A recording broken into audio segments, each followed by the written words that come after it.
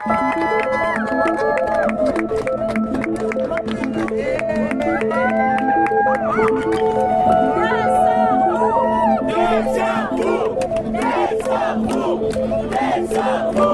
a very simple question. There's a genocide and you don't enlist into an army that's committing genocide. פעילות, הפגנה, כתבה, לא משיגה את הכאב שגורם רצח העם בעזה.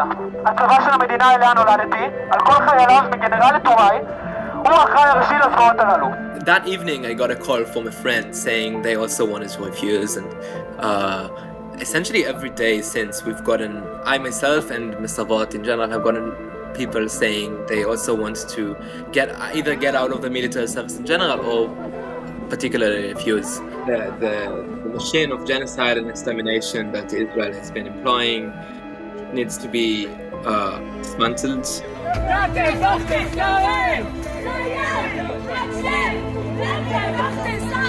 Every weapon that doesn't get sent here and every dollar or euro that isn't sent to us is of help. When the movement in large has been ignored by Western governments, it's good that people take actions into their own hands and work to prevent the aid to genocide from flowing into Israel.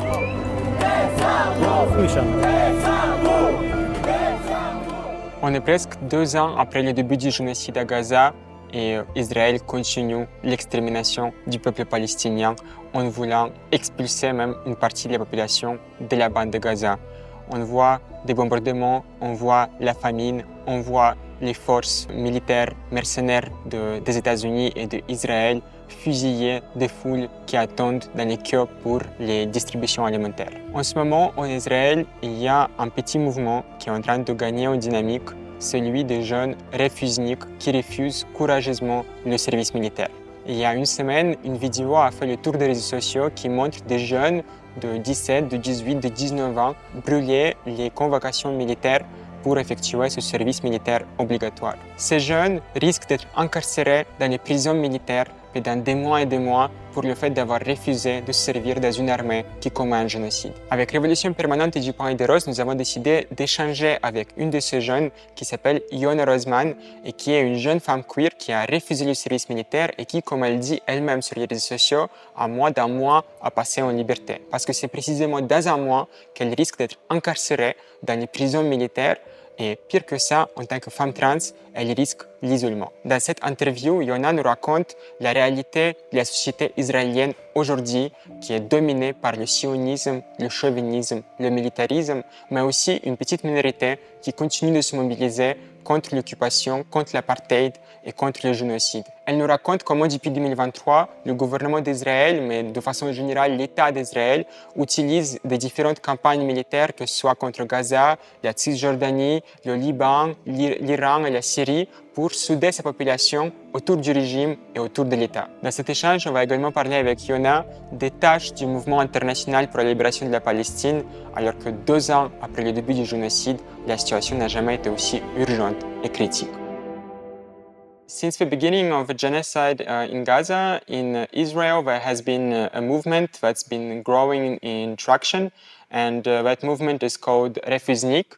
Those are the young people that refuse military service. They refuse to go to the army, even though it's also a risk, and many of them are condemned to jail time, and some of them pass up to 200 days in prison. So today we're going to talk with Yona Roseman, who is one of these refusniks, one of these young people who refuse military service. And it's really a pleasure to meet you.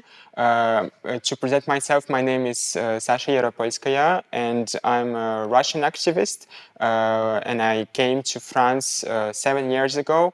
And one of the reasons I emigrated was also to refuse obligatory military service in Russia. And just 4 years after I left, obviously Russia has launched an invasion of Ukraine, and many of the people from my generation and the generations that came after it, they were forced to go to this brutal war and to die on the front for the interests of the Russian ruling class. And the refusnik movement also exists, like obviously it has another shape, another form in Russia, but many people refuse to go to war. They even do acts of sabotage against military bureaus, and they try to flee the country by many means to evade this compulsory military service. So what I want to ask you first, Yona, is how did you decide to refuse military service in Israel? And how did you decide also to make it a political act, something that you carry publicly? How did it come about? And what has happened since you decided to do it? Well, I think the decision not to enlist in the army sort of came naturally to me as I became more politically aware.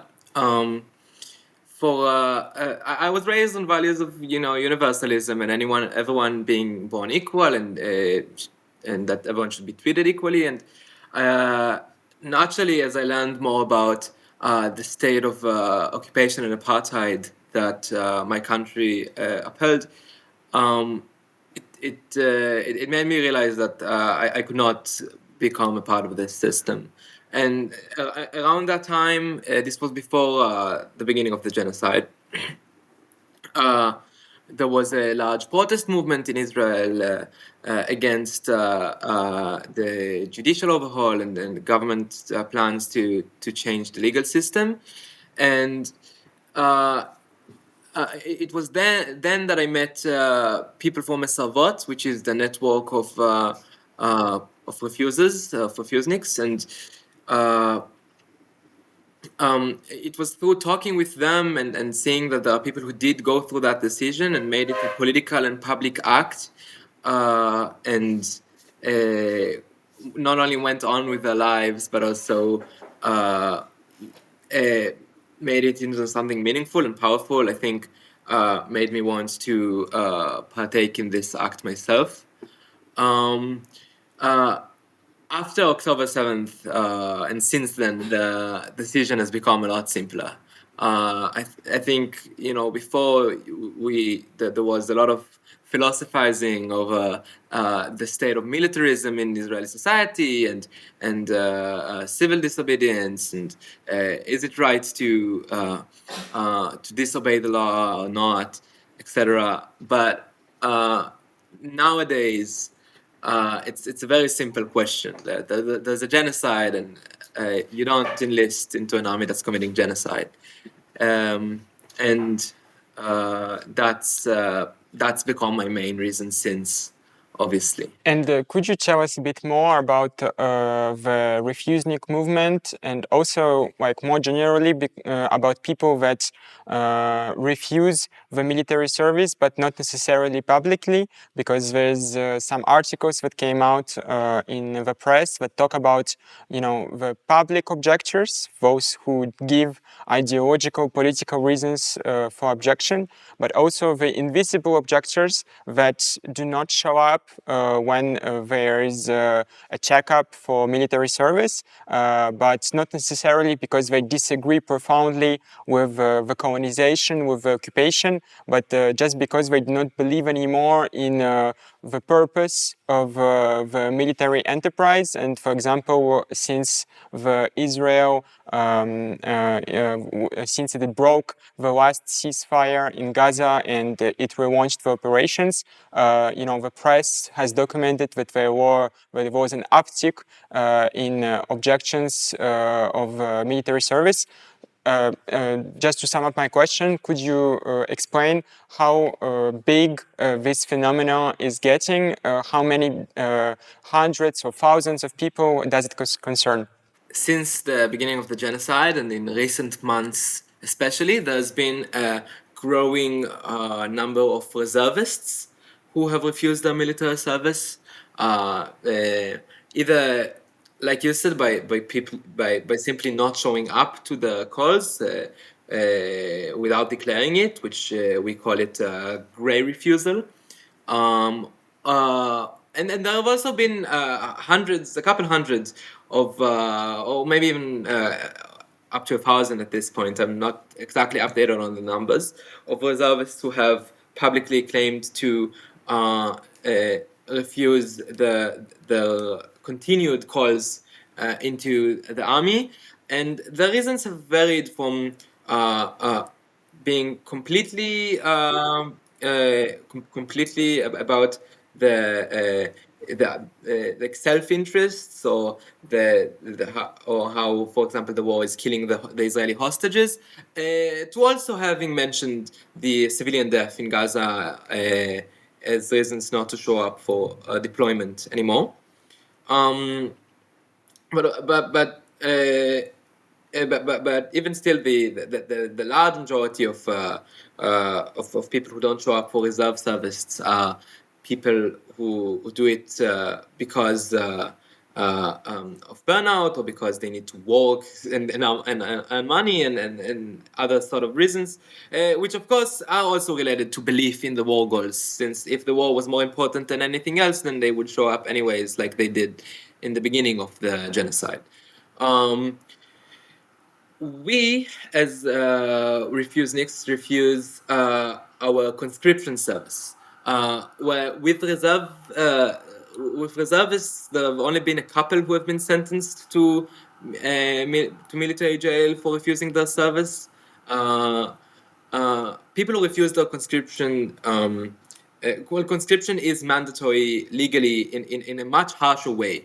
So that we have been smaller in numbers, people who have been publicly refusing their conscription service, and those of us who did, we go to military jail for it, usually, unless we get an exemption in some other way. And if you come to that decision to so bluntly reject the conscription system, it's usually for more moral, ethical, or political reasons, in opposition to everything that Israel has been doing over the past few years or forever. Before the genocide, we used to say, and we still often say, that from what we know, only about 50% of Israelis who get called up for, so of Israelis in general, of Israeli citizens, actually end up completing their military service. And there's a lot of reasons for it. There are certain demographics that get exemptions automatically for military service, but there are also a lot of people who for socioeconomic and mental and health and medical reasons also not enlist or not finish their enlistment, and we try to emphasize that it's not such a unifying national idea and act as people make it seem. We don't have official numbers on how many people refuse service. The military jail itself is actually quite full of deserters, of people who have left the military service in the middle, just stopped showing up. And they also do it for a plethora of reasons that are not necessarily directly political. On the action that you did more than a week ago, where with other young people you burned the draft orders publicly. This action has received a lot of media attention on an international scale.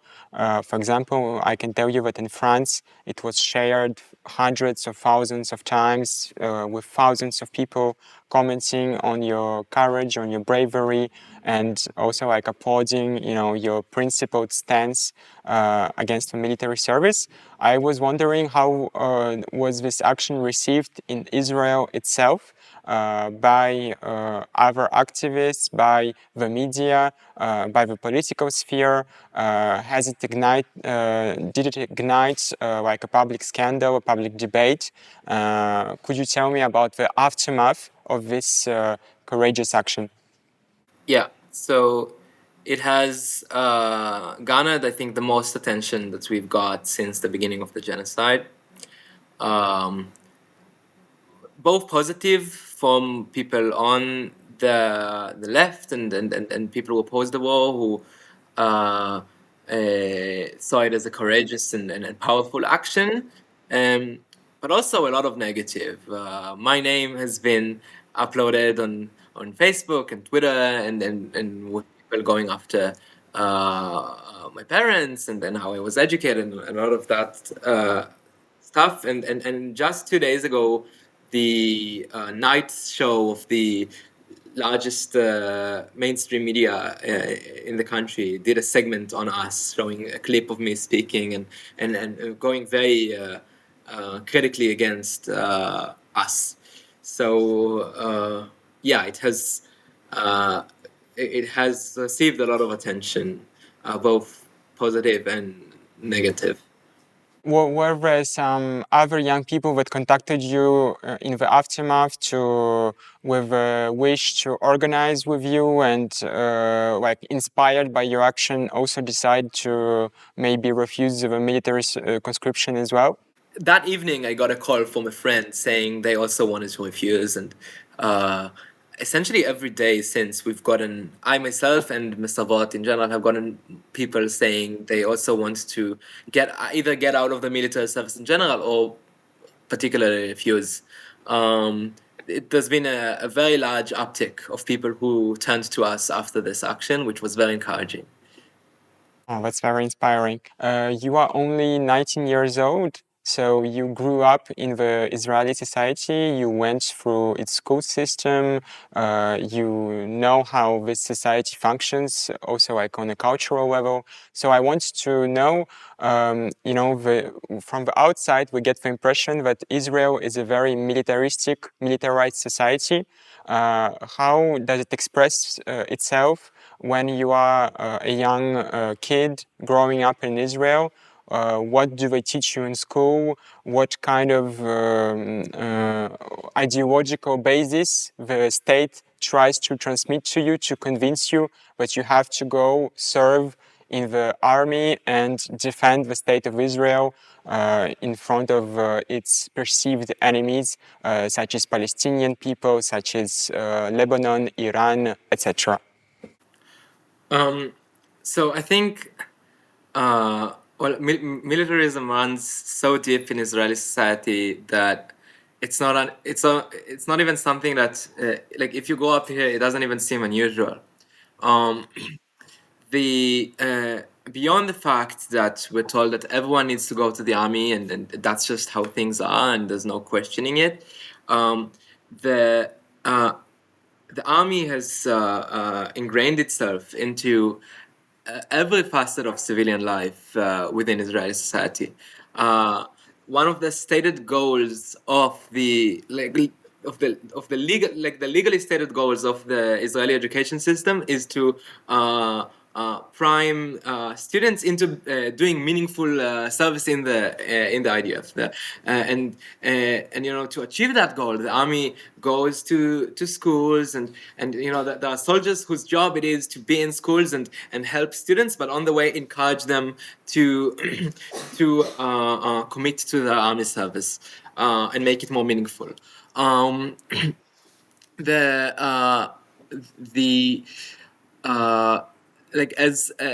only does the conscription process start when you're still a minor, the first call to the conscription office is in 11th grade. The army conducts sort of like some sort of like training camps for students, makeshift training camps to encourage them to to enlist because look how fun it is to do all sort of training exercises, and you get to shoot weapons and etc. And in schools, when there is a lower turnout rate for the army, and this might not even be for political reasons, but for a lot of different socioeconomic reasons, the army encouraged the schools to take all of the students to the first call to the military to the draft office together. This was also the case in my school.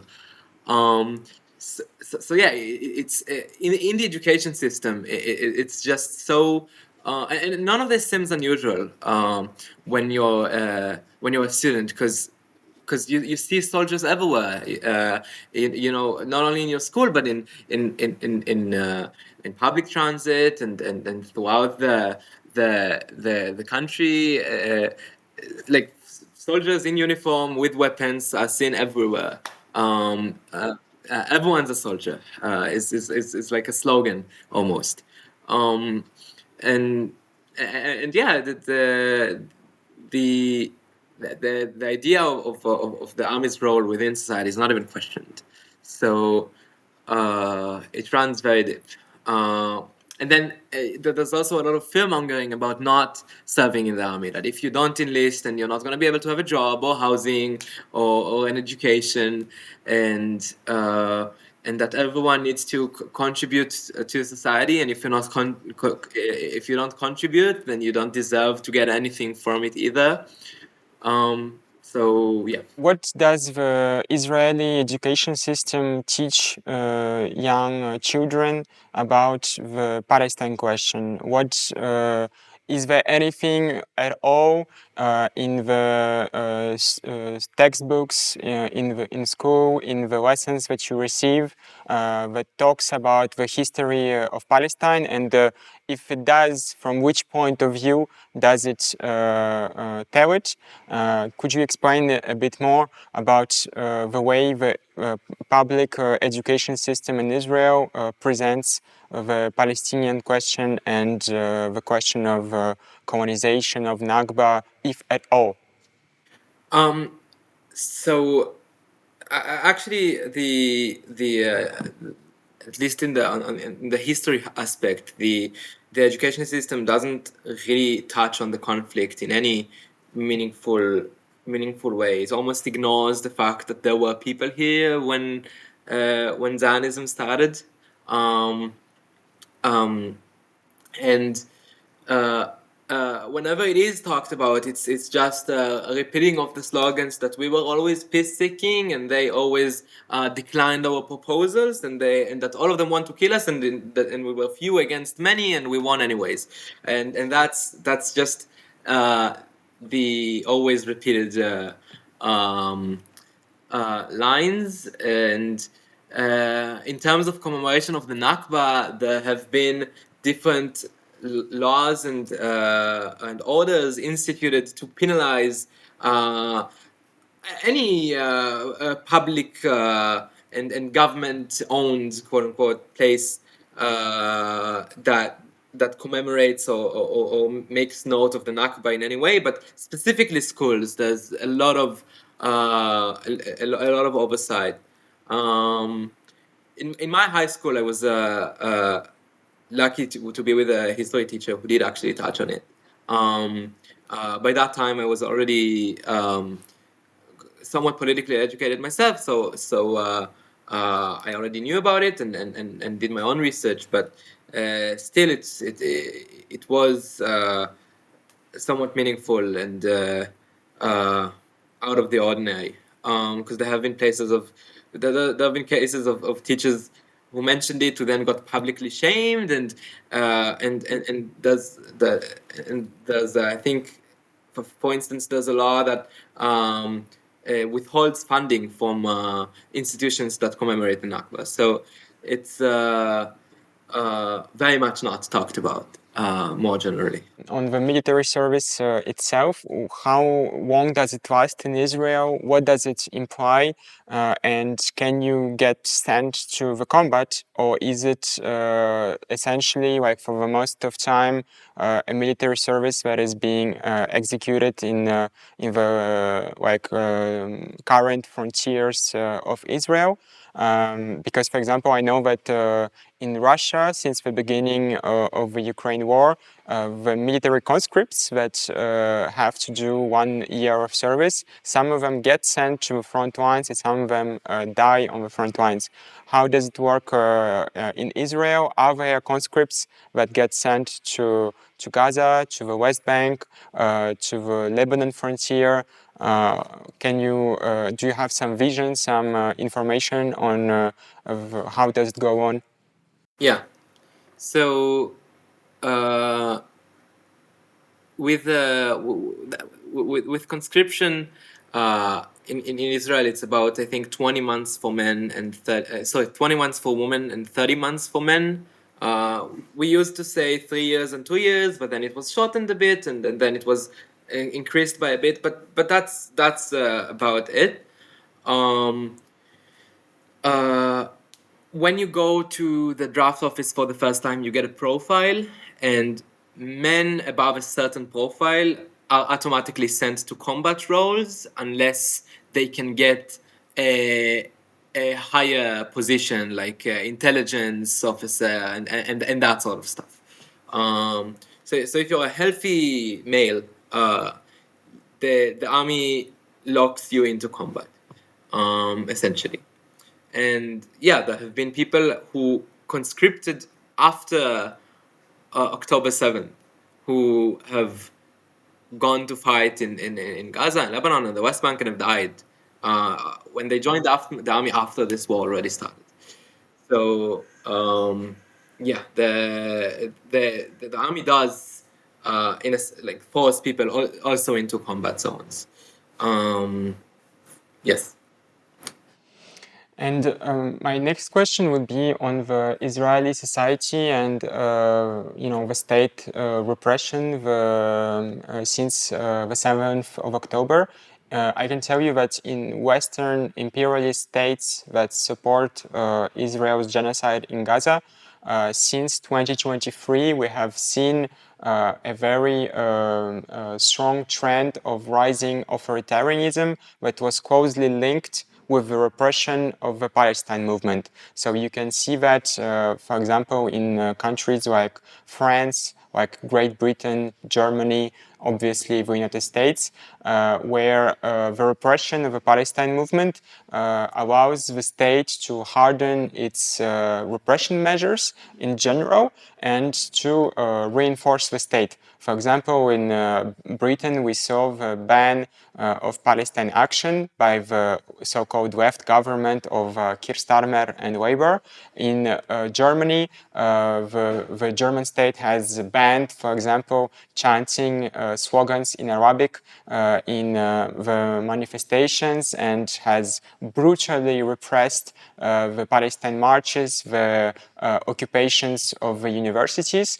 And in France, we have an amazing, an incredible wave of repression against union activists, against political figures. And for example, I'm an activist in the French group that's called Révolution Permanente, and one of our public figures, who's a rail worker and union activist, Anas Kazib, he was pursued with charges of apology of terrorism for having tweeted a tweet in support of Palestine, and he risks still today 7 years in prison for having supported basically Palestine. So we can see like a trend of rising authoritarianism that's closely linked with the support of imperialist states to Israel. So I was wondering on the interior front in Israel, how have been things going? I've read your article that you wrote for Jacobin that was detailing the persecution of journalists, of activists. I know also recently there was a very famous case with a Palestinian parliamentary figure, Ayman Odeh, that risks to be expelled from the Knesset for having expressed pro-Palestinian positions. So we can see that in general the repression is getting stronger and stronger, but could you give us a more detailed look from the inside of Israeli society? Essentially, for almost 2 years now, the right of Palestinians to organize has been ultimately, almost totally just banned. Palestinians can barely organize protests, even not protests, but events in closed venues get threats from police officers. And for example, right now, the Communist Party is trying to organize a demonstration in the Palestinian town Sakhnin, and the police has called business owners throughout the city, threatening them and lying to them about the protest, so they discourage it from happening. So the state has gone to not just use its legal methods to disperse and prevent activities, but also but also just use rogue methods such as threats to do it. With Israeli Jews as well, for example, in the city that I'm in, Haifa, the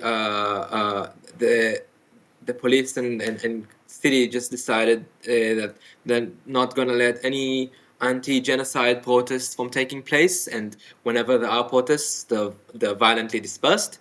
I have been arrested 5 times in anti-war demonstrations over the past year. Did you serve jail time? No, none of these arrests have led to indictments, but they're used as a tool to disperse the protests. There have been teachers arrested for either for expressing opinions against the genocide or just being suspect of incitement crimes by virtue of posting TikToks of nothing, of like some filter. There's been so many instances of people being arrested for organizing or just simply for being Palestinian. Yeah, this goes from arrests to administrative detentions. For example, in the city of Al-Fahim, there's a political figure named Raja Ighbariya, who has been almost 4 months now in administrative detention, where he has been tortured and hit and got his leg broken by the jail officers. And yeah, the situation in jails is since has just absolutely deteriorated. There have been dozens of Palestinians who've died in jails, many of them under administrative arrest, since October 7th. And yeah, I mean, in the interior, where treatment is maybe not dispersed with live bullets, it is still very much being crushed and clamped down upon by the state and its institutions. So yeah. I know that since the 7th of October 2023, there was a rise of patriotism and chauvinism in Israeli society. But we are 2 years later, and other than having this reason for war that was 7th October attacks, since then Israel has launched completely, we can say, unprovoked attacks against Lebanon, against Syria, against Iran.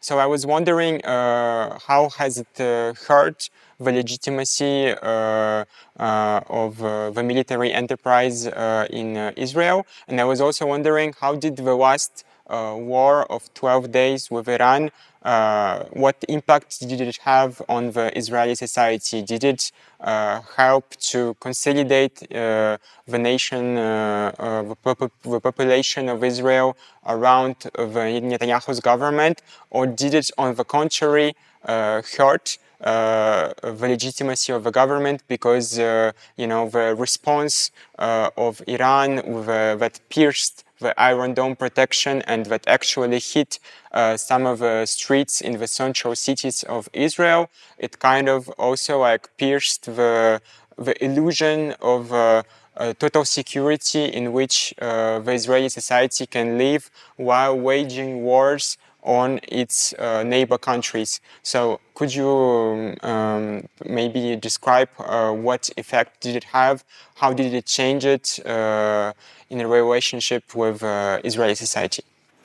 So, as support for the genocide in Gaza decreased as months went by, whenever there was a chance that there would actually be some meaningful opposition to it, the government has just launched another front to distract people and to, of course, to further its imperialist aims and to just rally people around the flag, and it has worked for them. Whenever there's a new war launched, everyone suddenly is amazed at the capabilities of the IDF and at how we need to strike our enemies first, so there isn't another October 7th. And Iran is the ultimate enemy of Israel, and in Lebanon, and it's Hezbollah, which is actually just also Iran. So everywhere,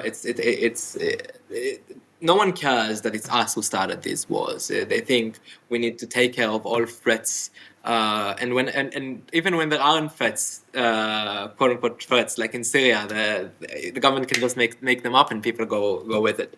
With the war with Iran, I think the fact that most Israelis did actually feel some sort of cost to the war has made them more critical of the government and its handling of it, but not in a way which that they think they didn't do the war well enough. Not the issue isn't that they did the war; it's that they didn't do it good. So yeah, it's well, it certainly has hurt the confidence of some Israelis. It's not really leading to opposition, unfortunately.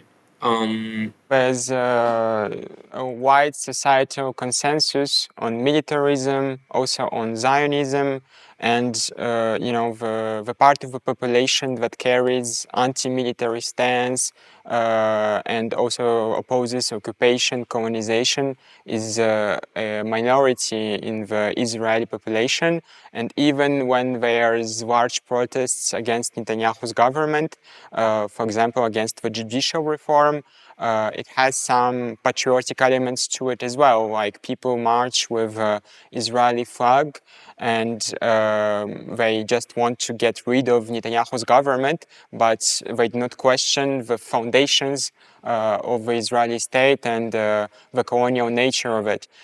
So I was wondering, you as a young activist that's part of a left-wing progressive minority, how do you hope to change the Israeli society and to push for a break of the majority of Israeli society with colonialism, with militarism, with nationalistic and chauvinistic sentiment?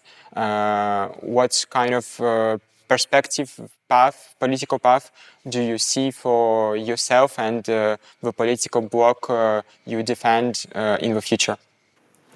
You know, I suppose I'm not very optimistic about the prospects of Israeli society deciding to abandon its colonialist nature.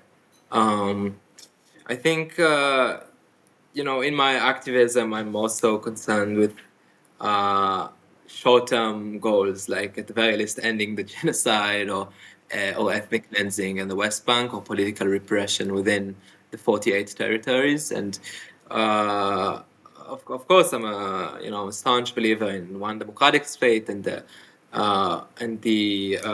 right of return of Palestinian refugees and the liberation of all of Palestine. But I don't think it's something that the majority of Israeli society will rally around. And I think for there to be pressure put on Israeli society to change, there needs for Israeli society to change, there needs to be pressure put on it.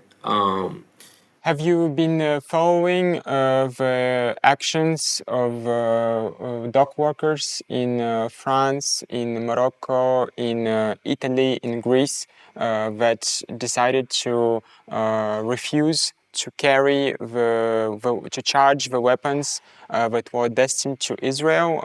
We were very inspired here in France from these actions because we feel like it's a very concrete way to weaken the Israeli war machine, and it shows like a way to engage for Palestine from where we work, from where we study. Obviously, there have been also like massive protests last year in the student movement for Palestine, and many students occupied the universities in the United States, in the United Kingdom, in Switzerland, in France, in Belgium. How are these actions followed by the Israeli left-wing opposition? Do you think, what do you think will be necessary in terms of international mobilization inside also Arab states, mobilization inside Israel? What kind of joint mobilization is going to be needed to put an end to genocide? Well, I think I have followed these actions of dock workers and of unions and people physically obstructing the flow of weapons and aid into Israel, and I think they're very inspiring. The machine of genocide and extermination that Israel has been employing needs to be dismantled, and every weapon that doesn't get sent here and every dollar or euro that isn't sent to us is of help, and I think when the movement in large has been ignored by Western governments, it's good that people take actions into their own hands and work to prevent the aid to genocide from flowing into Israel.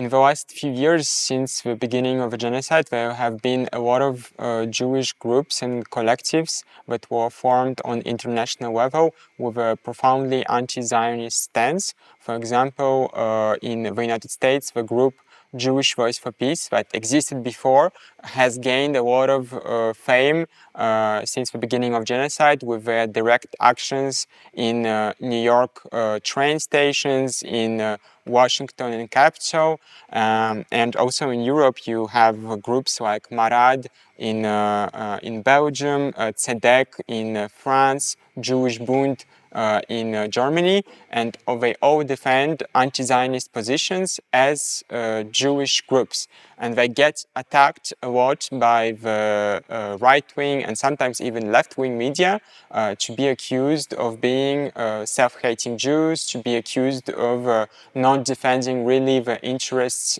of the Jewish people, and even sometimes they get accused of anti-Semitism because there is a big conflation that is being made by the states, for example, especially by the German state, between anti-Zionism and anti-Semitism.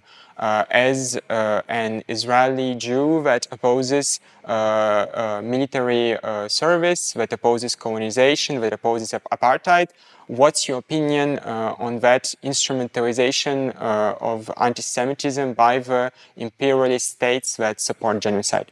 I think it's ridiculous. There's nothing anti-Semitic about being opposed to colonialism, but being opposed to genocide, and it's a shame that the country that happens to be doing these things is the Jewish state, but it should not make our opposition to it any more apologetic or any less clear.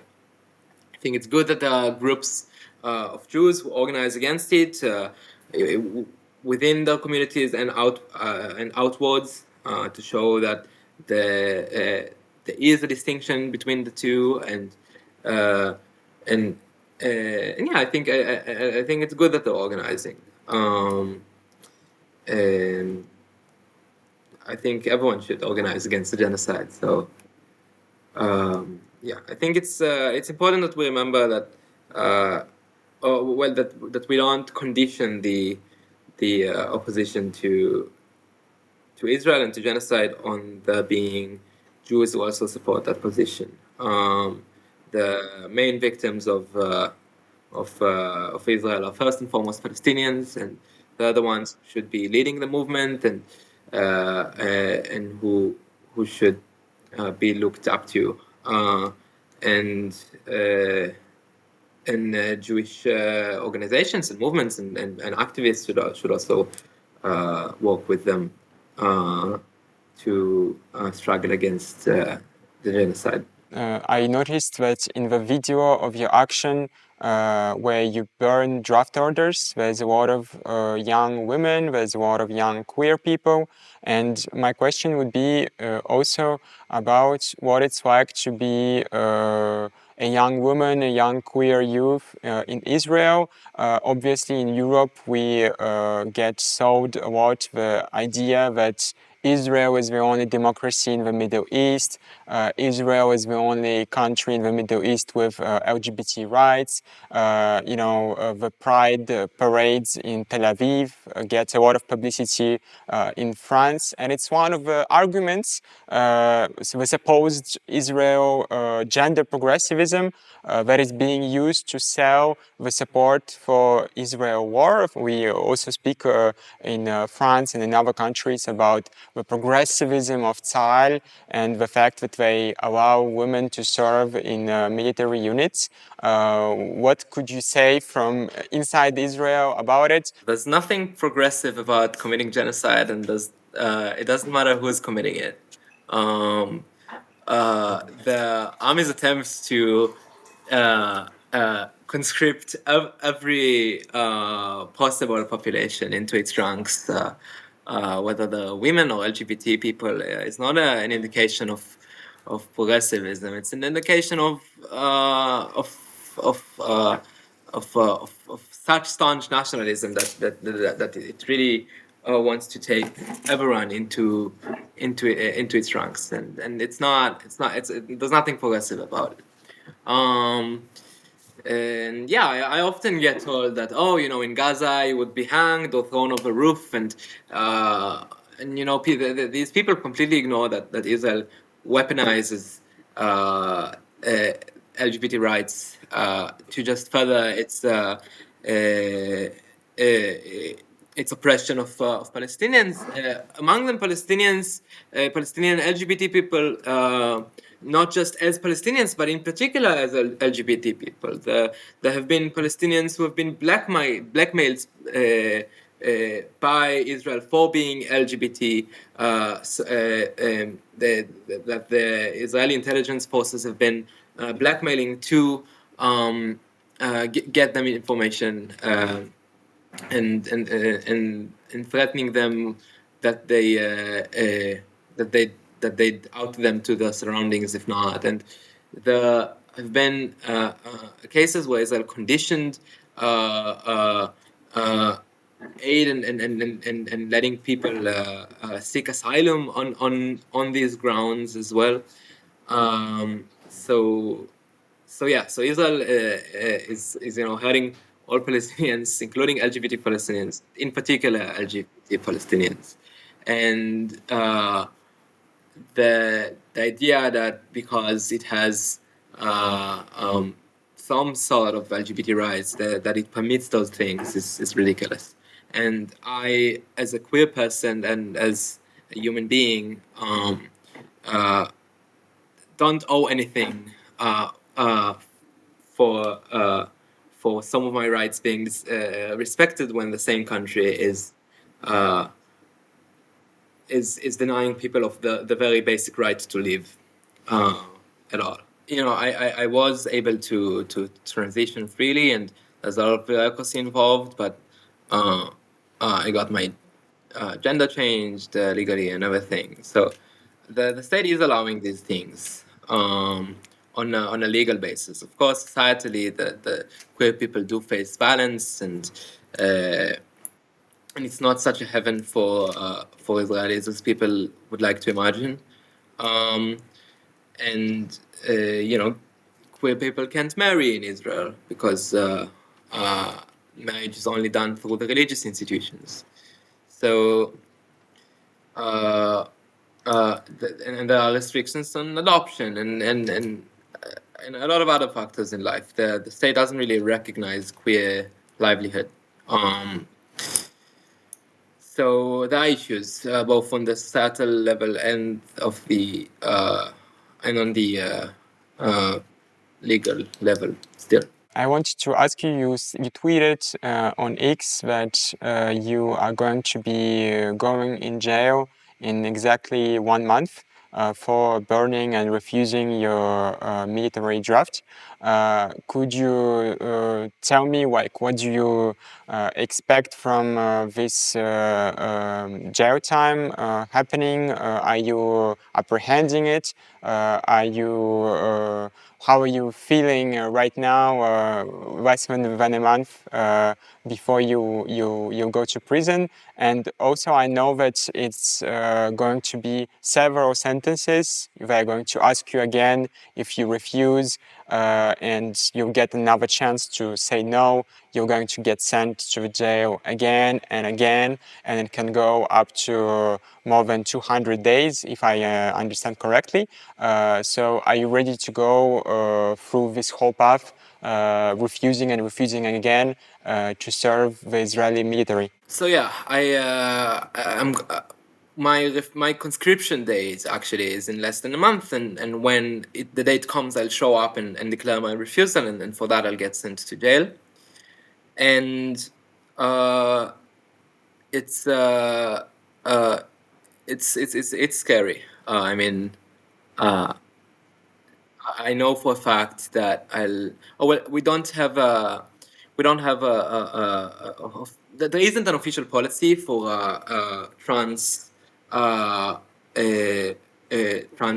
inmates in military jails, and if there is, then we don't know what it is. The previous trans refuser was kept in complete solitary for 22 hours a day, apart from the morning break and the evening break. So it's scary, and I of course worry for myself, for what will happen outside.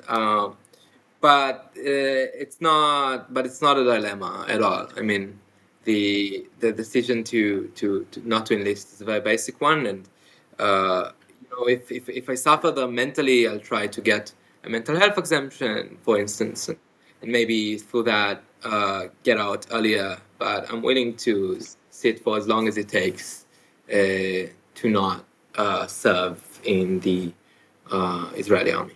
Did you have a chance to exchange with another trans refusnik? Did you have a conversation about it? Yeah, so I'm in close contact with Ella, who was sentenced back in, I think, March, and she only did 1 month, thankfully. And she did well. She didn't have a great time in solitary, obviously. So I'm also worried. Right now in Europe, we are living through a period of intense militarization.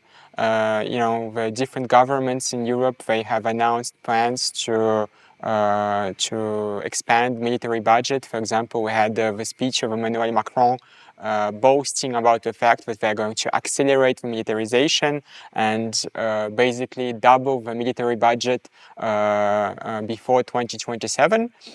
We also have basically all European governments agreeing to contribute up to 5% of their domestic value product to military spending.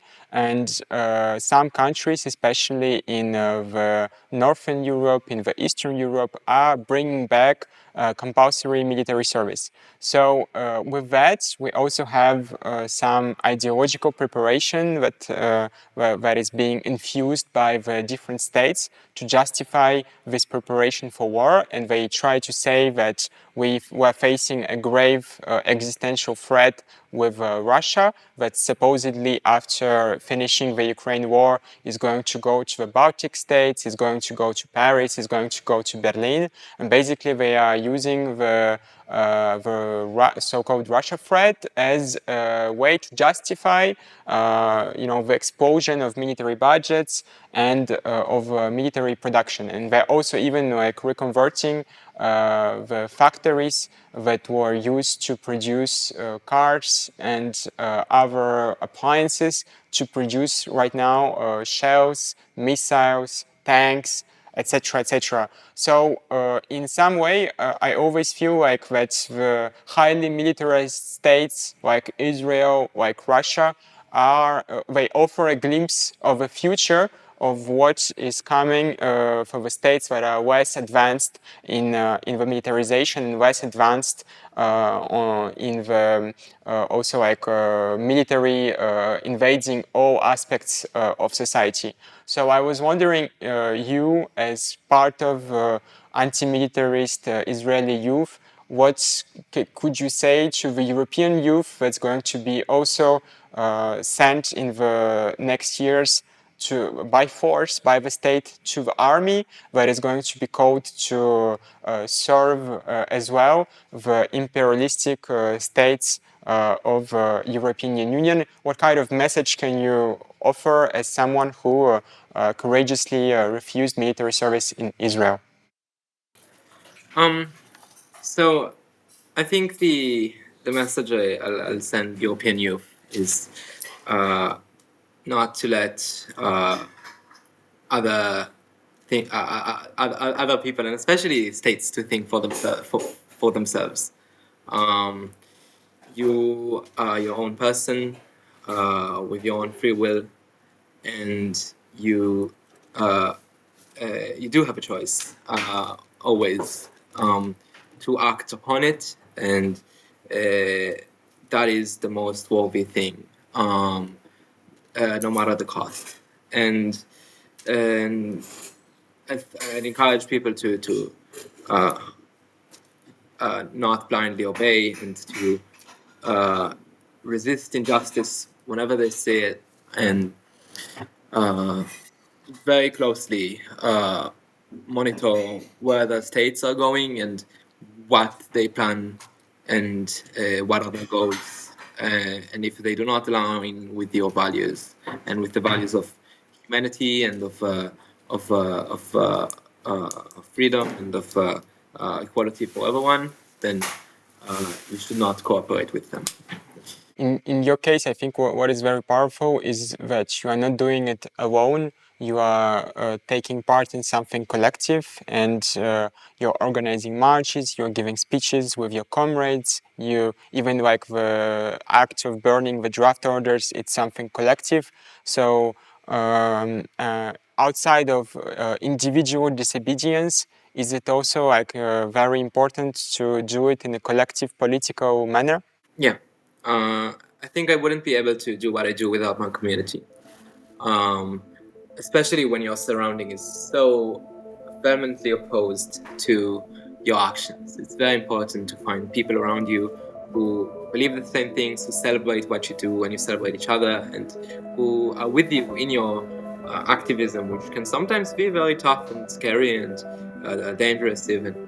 And organizing a movement is important, and being with your comrades and fighting together for what's right is very important. Nous sommes ravis d'avoir pu échanger avec Yona Roseman qui fait partie de ces jeunes israéliens qui refusent le service militaire obligatoire malgré le prix et les sacrifices que cela implique parce que comme ils disent, cela n'est rien en comparaison avec ce que subit le peuple palestinien. C'est sans doute un exemple inspirant d'une mobilisation minoritaire mais collective et déterminée pour s'opposer à la militarisation, y compris pour la jeunesse en Europe et dans d'autres pays du monde où la militarisation est en train d'avancer plus rapidement que jamais. Yona Roseman et d'autres refuzniks nous montrent comment, même dans une société extrêmement militarisée, profondément chauviniste et réactionnaire, bâtie sur la colonisation et l'oppression du peuple palestinien, il est possible de tout de même refuser, que ce soit individuellement, mais aussi surtout collectivement, cette pression à servir la patrie. Pour rappel, Yona Roseman sera incarcérée pile dans un mois et nous espérons, avec l'évolution permanente du Point de Rose, de pouvoir continuer des échanges avec elle, y compris pendant son incarcération, en lui envoyant des lettres en prison. Et nous vous incitons à faire pareil. Toutes les informations seront disponibles sur le Linktree de son collectif qui s'appelle Mes Arvot.